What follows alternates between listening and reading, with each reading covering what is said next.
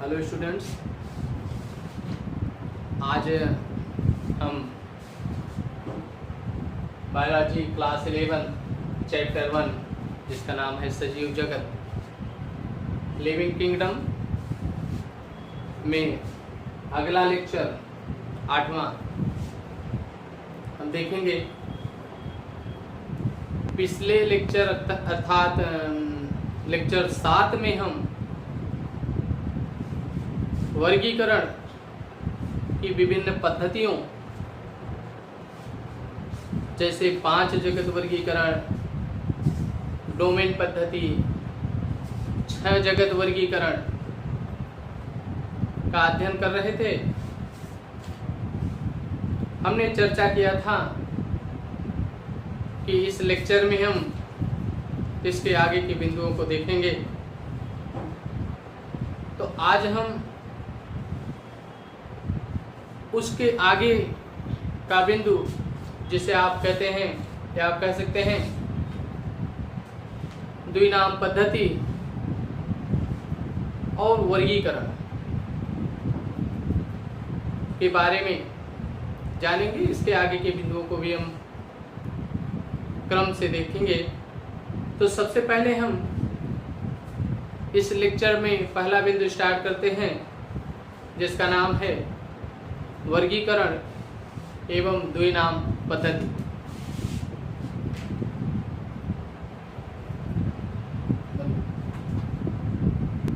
इसमें हम पहला बिंदु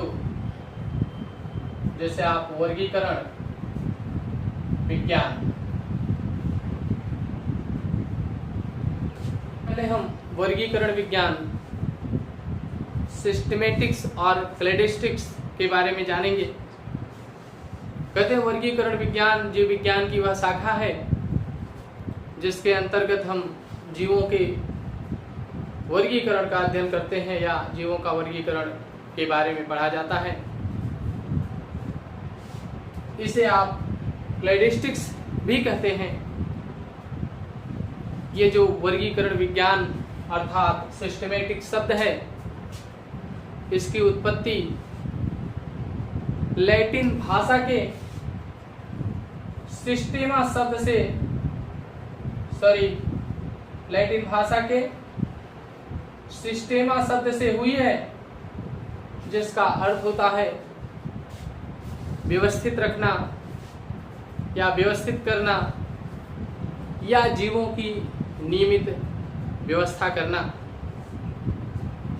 तो इस के अंतर्गत हम जीवों को नियमित रूप से व्यवस्थित करते हैं।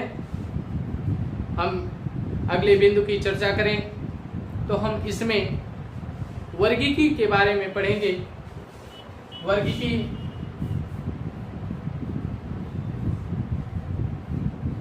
टेक्सोनॉमी,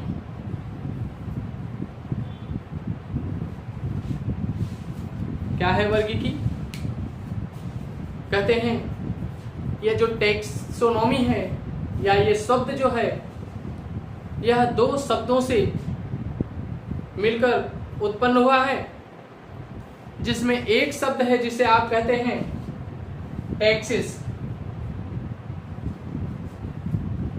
और जो इसमें दूसरा शब्द है उसे आप नोमिया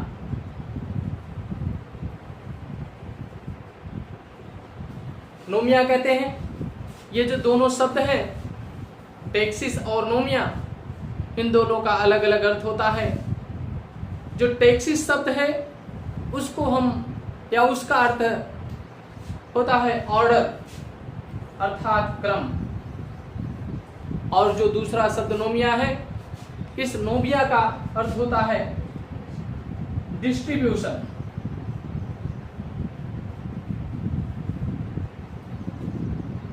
अर्थात आप कह सकते हैं इन दोनों शब्दों को मिलाकर कि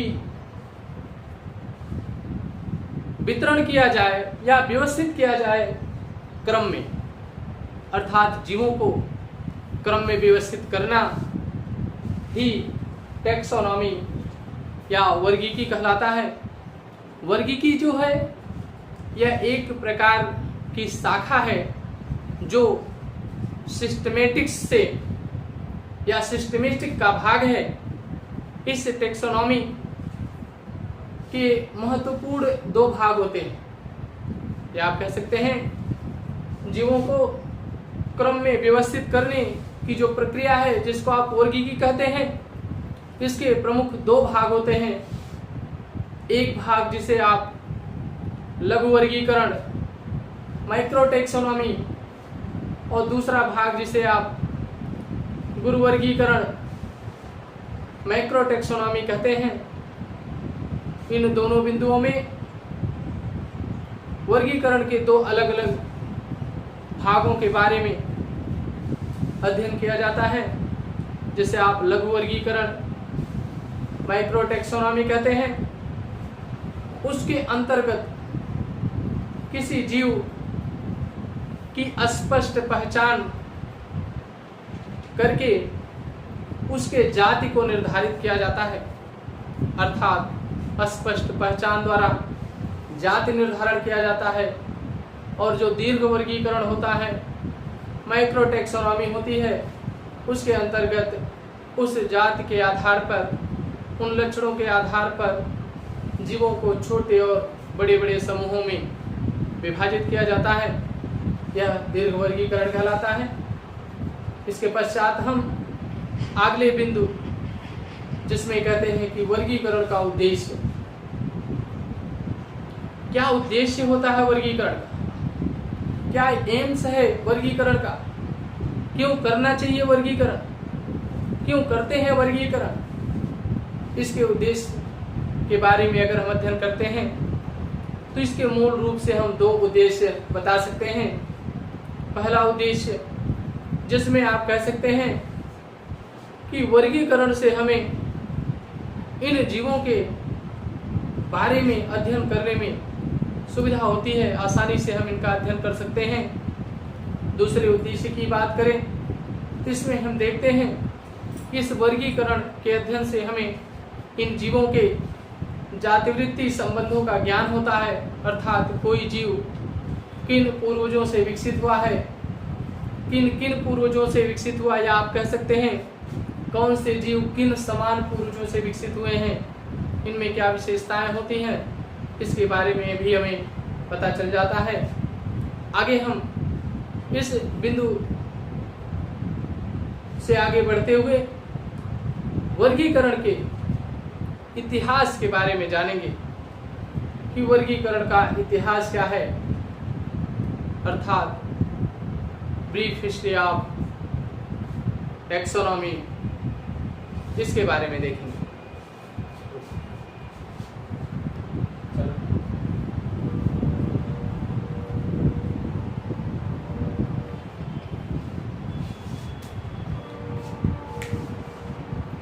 वर्गीकी का संक्षिप्त इतिहास।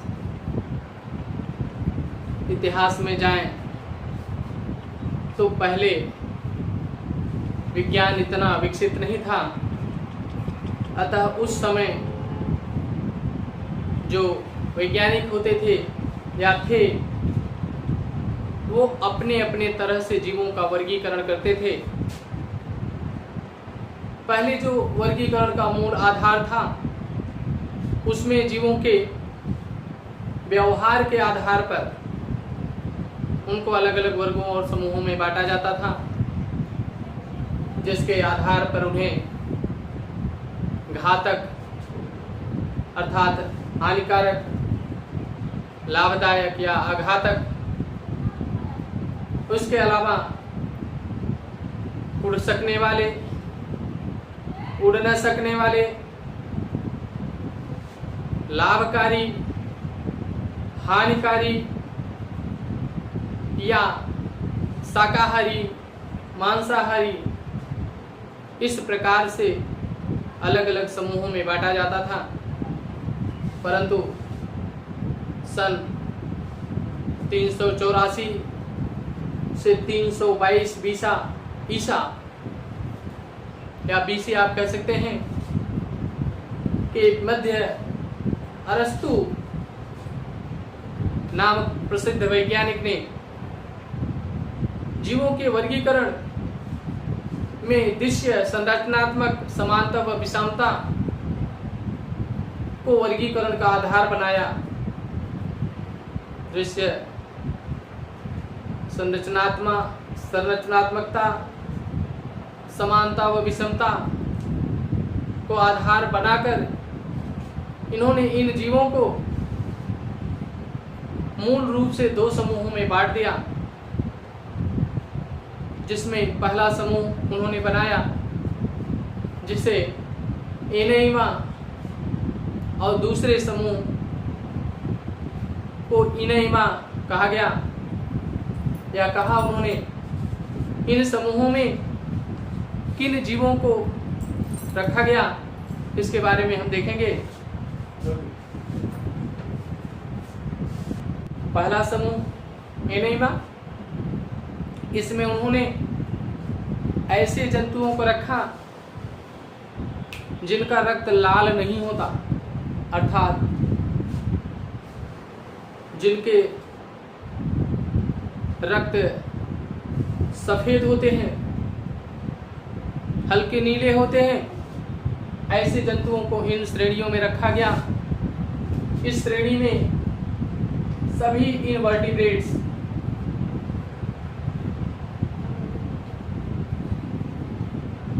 अर्थात अकशेरुकी आते हैं। इसमें उदाहरण के रूप में देखें तो जैसे घोंघा, कीट,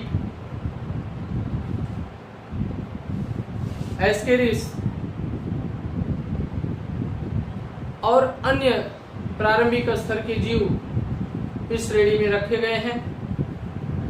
दूसरा जो समूह उन्होंने बनाया जिसे इनेइमा कहा, इस इनेइमा में ऐसे जीवों को रखा गया जिनके रक्त लाल होते हैं, अर्थात रेड ब्लड वाले जीवों को रखा। इस लाल रक्त वाले जीवों में देखें तो समस्त कशेरुकी अर्थात वर्टिब्रेट्स इस श्रेणी में आते हैं। ये वर्टिब्रेट लाल रक्त वाले होते हैं। अरस्तु ने इस इनेइमा को पुनः दो समूहों में बांट दिया। जो पहला समूह जिसे आप अंडयूज के नाम से जानते हैं, ओविपेरा। दूसरा समूह जिसे हम जरायुज के नाम से जानते हैं, विविपेरा। इन समूहों में इन जीवों को रखा गया अंडयुज अर्थात अंडे देने वाले जीव, जिसमें सभी पक्षियां, सरीसृप, एम्फीबियंस, मछलियां आ जाती हैं, अर्थात इस श्रेणी में आते हैं। तथा दूसरा समूह जिसे आप विविपेरा जरायुज कहते हैं, इस समूह में समस्त स्तनी आते हैं जो बच्चे देते हैं, अर्थात बच्चे देने वाले स्तनियों को जरायुज कहते हैं। इन्हें जरायुज समूह में रखा गया। अरस्तु के पश्चात बहुत समय तक, आप कह सकते हैं लगभग 2000 साल तक, वर्गीकरण में कोई विशेष ज्ञान में वृद्धि नहीं हुई। लगभग 2000 वर्ष के पश्चात एक साइंटिस्ट जिसका नाम जॉन रे, इन्होंने सन 1993 में जॉन रे नामक वैज्ञानिक ने वर्गीकरण पर एक अपने मत को प्रस्तुत किया या अपने विचार प्रस्तुत किए। आप कह सकते हैं कि इन्होंने वर्गीकरण पर एक दूसरा सिद्धांत दिया, जिसमें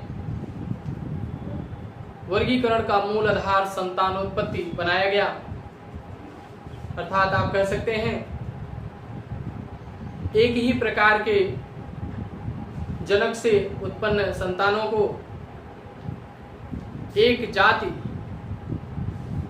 के रूप में प्रस्तुत करके उन्होंने वर्गीकरण को आगे की ओर बढ़ाया या वर्गीकरण किया। इन्होंने कोई भी बहुत विशेष योगदान वर्गीकरण पर नहीं दिया, परंतु इनके बाद वर्गीकरण पर पुनः कार्य शुरू हो गया। सन 1735 में कार्ल वान लिनियस, जिन्हें आप कैरोलस लिनियस भी कहते हैं या कहते हैं, इन्होंने अपनी पुस्तक जिसका नाम सिस्टेमा नेचुरी के 10वें संस्करण जो सन 1758 में प्रस्तुत किया गया में 4236 ज्ञात जातियों का वर्गीकरण किया। इसके लिए उन्होंने जिस प्रणाली को अपनाया, जिस सिद्धांत को अपनाया, उस सिद्धांत को आधुनिक वर्गीकरण प्रणाली, मॉडर्न टेक्सोनॉमी सिस्टम कहा जाता है। इसी के आधार पर कैरोलस लिनियस को आधुनिक वर्गीकरण विज्ञान का पिता, फादर ऑफ मॉडर्न टेक्सोनॉमी भी कहा जाता है। कैरोलस लिनियस ने ही वर्गीकरण की द्विनाम पद्धति, जिसे आप बायनॉमियल नोमेनक्लेचर सिस्टम कहते हैं, इसका भी विकास किया, जिसके आधार पर वर्गीकरण और भी आसान हो गया। तो वर्गीकरण की द्विनाम पद्धति क्या है, इसके बारे में हम जानेंगे। द्विनाम पद्धति को जानने से पहले हम जातियों की संकल्पना एवं वर्गीकीय क्रमबद्धता को देख लेते हैं। जातियों की संकल्पना एवं वर्गीकीय क्रमबद्धता, इसमें हम सबसे पहले जाति अर्थात स्पीसीज के बारे में जान लेते हैं। जाति क्या है?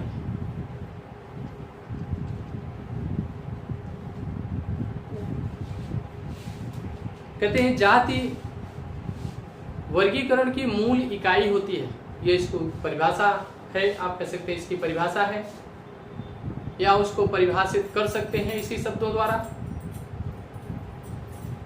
किसी भी वर्गीकरण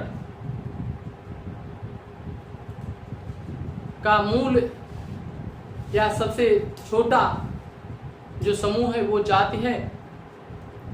यह जाति लघु वर्गीकरण का एक भाग है। इस जाति की पहचान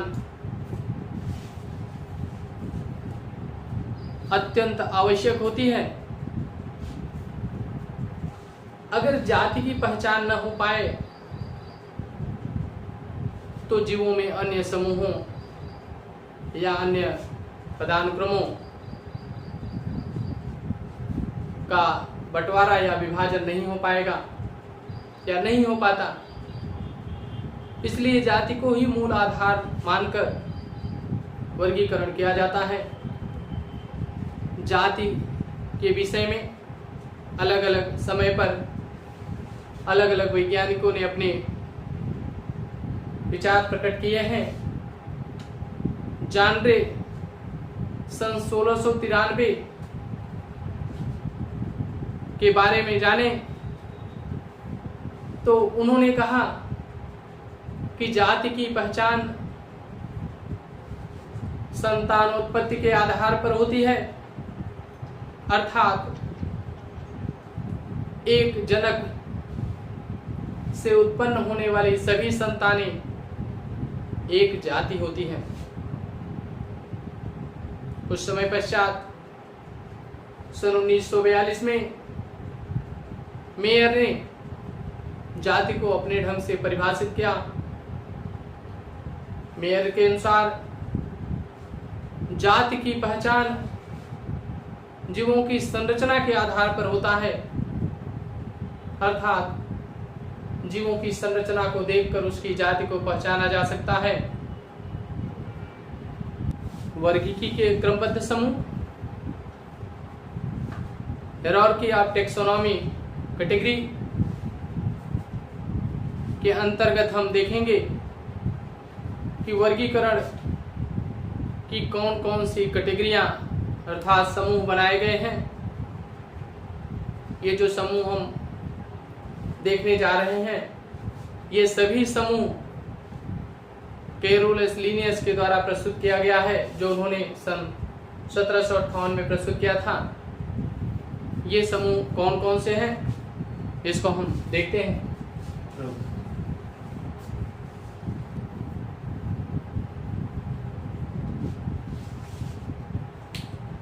पहला समूह है जिसे आप जाति कहते हैं या प्रजाति कहते हैं, स्पीशीज कहते हैं। इसके बारे में हम पहले भी जान चुके हैं। यह वर्गीकरण की मूल इकाई है। कई प्रजातियां या आप कह सकते हैं समान प्रकार की जातियां एक वंश का निर्माण करती हैं, या आप कह सकते हैं समान जातियां वंश में आती हैं और समान वंश के जीव कुल या कुटुंब में रखे जाते हैं, फैमिली में रखे जाते हैं। समान कुल या कुटुंब के सदस्य मिलकर गण या क्रम बनाते हैं और समान क्रम के सदस्य मिलकर वर्ग क्लॉस का निर्माण करते हैं और समान वर्ग के सदस्य मिलकर संघ का निर्माण करते हैं, या आप कह सकते हैं एक संघ में इनको रखा जाता है। और समान संघ या फाइलम के सदस्य समान जगत में रखे जाते हैं, एक जगत में रखे जाते हैं। तो इस तरह से ये जो वर्गीकरण के विभिन्न पद हैं, हमने पहले ही आपको बताया कि कैरोलस लिनियस द्वारा प्रस्तुत किए गए हैं। लेकिन सन 1990 में कार्ल वूज ने वर्गीकरण का एक सबसे बड़ा समूह प्रस्तुत किया, जिसे हम डोमेन कहते हैं। इस डोमेन में समान जगत के सदस्यों को रखा जाता है। इस प्रकार यह लेक्चर आज ही समाप्त होता है। हम अगले लेक्चर 8 में इसके आगे के बिंदु जीव जातियों के नामकरण अर्थात नॉमेनक्लेचर ऑफ स्पीशीज के बारे में चर्चा करेंगे। थैंक्स।